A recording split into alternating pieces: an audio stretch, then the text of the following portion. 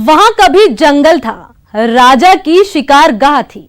फिर वहां पर इतिहास बनना शुरू हुआ और फिर बनता चला गया। नमस्कार, मैं हूं आपके साथ मनीष शर्मा। स्वागत है आप सभी का हमारे इस खास पेशकश में। विरासत और विकास की जुगलबंदी की नगरी, जहां की सुबह गुलाबी, जहां की शाम गुलाबी, जहां का हर पहर गुलाबी, जो विश्व धरोहर है, जो कभी जयपुर कहलाया, आज अपना और हमारा जयपुर है। और आज हमारे अपने जयपुर की स्थापना को 293 साल पूरे हो गए हैं। आज अपने इस खास शो में हम देखेंगे शहर का गुलाबी इतिहास और बताएंगे कैसे हर साल गुलाबी रंगत और चोखी हो जाती है। तो चलिए शुरू करते हैं हमारी एक खास पेशकश, जयपुर जिए हजारों साल। जयपुर शहर आज 293 साल का हो गया है। जी हां, गौरवशाली अतीत को समेटे गुलाबी नगरी 293वां स्थापना दिवस मना रहा है। 200 मंगल कामना की। सबसे पहले जयपुर की स्थापना दिवस पर सभी जयपुर वासियों को भगवान गणेश जी की कृपा बनी रहे और जयपुर अच्छे से फैले फूले और नंबर 1 पर आए और सब संपन्नता से भरा हुआ हो, ये प्रार्थना है। और साथ ही आज इस पावन पर्व पे नगर निगम 2 हो गए पर जयपुर आज भी एक है।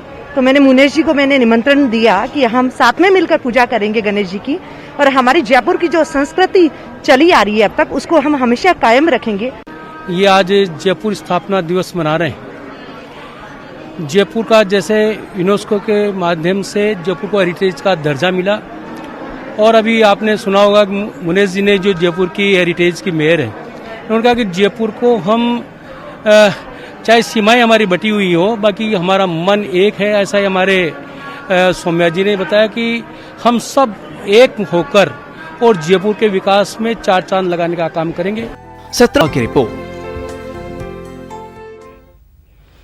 जयपुर देश का पहला प्लान सिटी है, जिसे 9 ग्रहों की थीम पर तत्कालीन महाराजा जय सिंह द्वितीय ने बसाया था।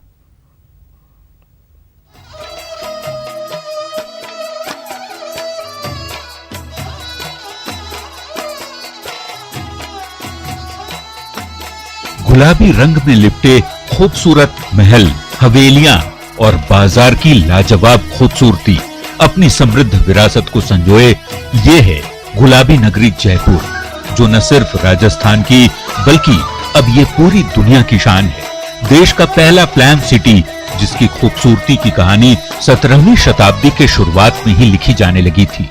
बात 17वीं सदी की शुरुआत की है, जब कच्छावा वंश के राजाओं के लिए आमेर महल छोटा पड़ने लगा था। लिहाजा सवाई जयसिंह, जो कि एक बेहतरीन टाउन प्लानर थे, उन्होंने जयपुर की परिकल्पना की और जयपुर को बेहतरीन तरीके से सजाने के लिए पूरे हिंदुस्तान से विशेषज्ञों को भी इकट्ठा किया और उन खास लोगों को भी जयपुर बुलाया जो कि अलग अलग कलाओं के माहिर थे। नवग्रह की थीम पर जयपुर को बसाना शुरू किया गया और एक बेहतरीन शहर, एक बहुत ही बेहतरीन प्लानिंग के साथ में बसाया गया। महाराजा जयसिंह द्वितीय ने जयपुर को बसाने की पूरी प्लानिंग की और तकनीक की कलम से 18 नवंबर 1727 को इस खूबसूरत शहर की कहानी लिख दी गई और उन्हीं के नाम से इस शहर का नाम जयपुर पड़ा। इस शहर का डिजाइन बंगाल के वास्तुकार विद्याधर भट्टाचार्य से करवाया गया था। राजा जयसिंह जी, सवाई जयसिंह जी सेकंड थे। उन्होंने इसको 18 नवंबर 1727 में इसकी नींव रखी थी और वो खुद एक काफ़ी बड़े एस्ट्रोनॉमर और एस्ट्रोलॉजर थे। तो उन्होंने वो हालांकि एस्ट्रोनॉमी से उन्हें काफ़ी प्रेम था। तो जो राजा जयसिंह जी थे वो खुद एक एस्ट्रोनॉमर और एस्ट्रोलॉजर तो थे ही, बट उनके जो चीफ आर्किटेक्ट थे वो विद्याधर भट्टाचार्य थे, जो बंगाल के थे, और वो मेन थे, जो चीफ डिज़ाइनर आप कह सकते हैं, वो थे विद्याधर भट्टाचार्य जी। ये देखिए, वास्तु के हिसाब से देखें तो पहली बात तो जयपुर वास्तु के हिसाब से बसा हुआ है। आप कई हमारे रोड से जिन पर पुराने मंदिर हैं, जो आज भी वैसे के वैसे हैं, आज भी उनको नहीं तोड़ा गया है, क्योंकि वो जयपुर बसने के पहले से हैं। 3 तरफ से अरावली की पहाड़ियों से घिरे इस शहर को सुरक्षित करने के लिए परकोटे से घेरा गया। शहर में दाखिल होने के लिए दरवाजे बनाए गए, जिसके बाद खूबसूरत महल, हवेलियां और सड़कें बनाई गई और आहिस्ता आहिस्ता ये खूबसूरत शहर आकार लेने लगा।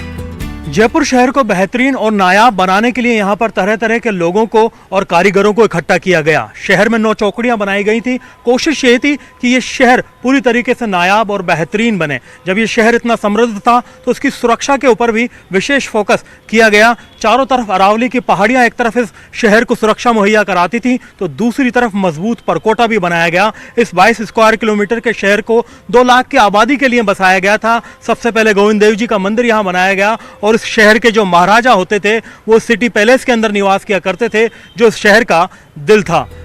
इस शहर के प्रमुख स्थानों को बसाने में तकरीबन 4 साल का वक्त लगा था। शहर को बसाने में महाराजा जयसिंह द्वितीय ने वास्तुकला और ज्योतिष का भी ध्यान रखा था। पुराना जो जयपुर था आमेर, वो लगभग 1000 साल पुराना था, ठीक है ना। तो सेम कछावर डायनेस्टी उसको डेवलप किया। तो वहाँ पे हिल्स एरिया है, तो वहाँ पॉपुलेशन बढ़ने के कारण जयसिंह सेकंड खुद एस्ट्रोलॉजर थे, टाउन प्लान थे, तो उन्होंने शहर बसाया पूरा परकोटे को बना के। और तो फिर वो लोग फिर आमेर से फिर यहाँ शिफ्ट हो गए।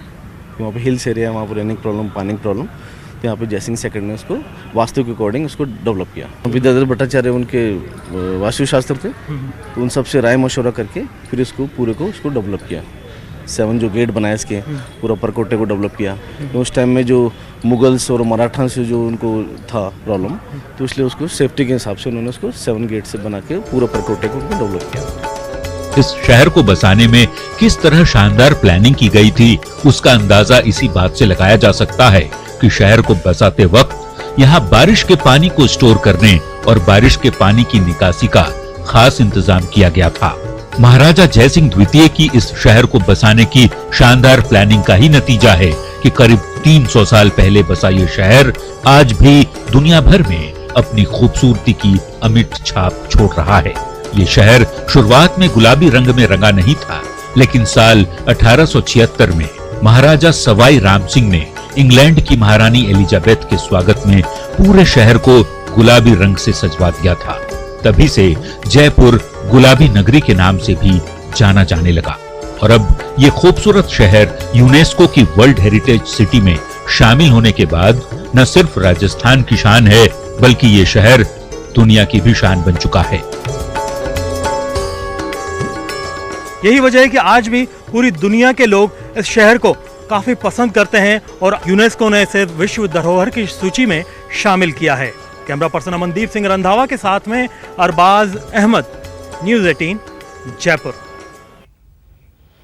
जयपुर के किले, महल और हवेलियों में कई कहानियां दर्ज हैं। करीब 3 सदी की विरासत को संजोए परकोटे में सिमटा शहर राजस्थान ही नहीं पूरी दुनिया की शान है।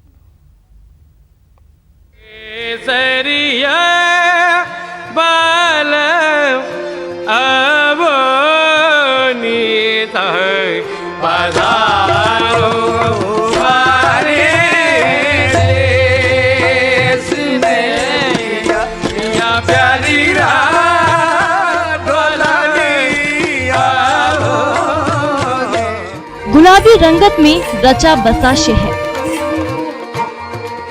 धौलपुरी लाल बलुआ पत्थर से बने खूबसूरत महल, किला और बाजार को अपने में समेटे जयपुर बड़ा ही अलबेला है, मतवाला है। यहाँ के किले और महलों के जर्रे जर्रे में ढेरों कहानियां हैं, अफसाना है। ये गुलाबी नगरी जयपुर है। इस खूबसूरत नगरी ने हर बदलते दौर को करीब से देखा है। परकोटे में सिमटा ये शहर अब सिर्फ राजस्थान की ही शान नहीं, बल्कि दुनिया की शान बन गई है। गुलाबी नगरी को वर्ल्ड हेरिटेज सिटी का औपचारिक प्रमाण पत्र सौंप दिया गया है।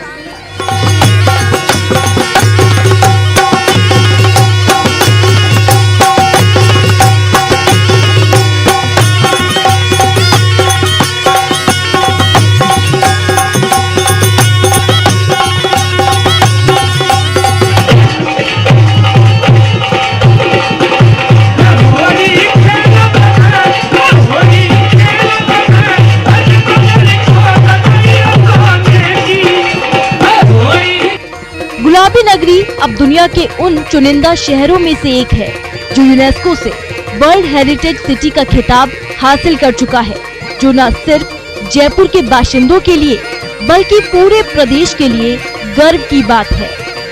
न्यूज 18 राजस्थान के लिए जयपुर से अरबाज अहमद की रिपोर्ट।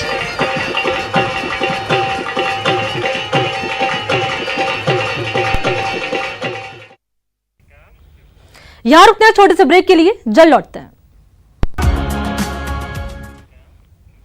ब्रेक के बाद आप सभी का स्वागत है। गुलाबी नगरी जयपुर को बसाने में वास्तु, शिल्प और ज्योतिष का पूरा ध्यान रखा गया है।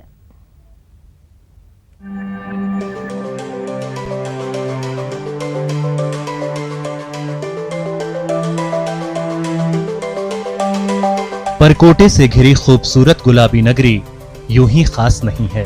इस शहर की बसावट में वास्तु, शिल्प और ज्योतिष विज्ञान का पूरा ध्यान रखा गया है। जयपुर को जमाने के लिए नंबरों को तरजीह दी गई है। 7 और 9 की संख्या के मिश्रण का सहारा लिया गया है।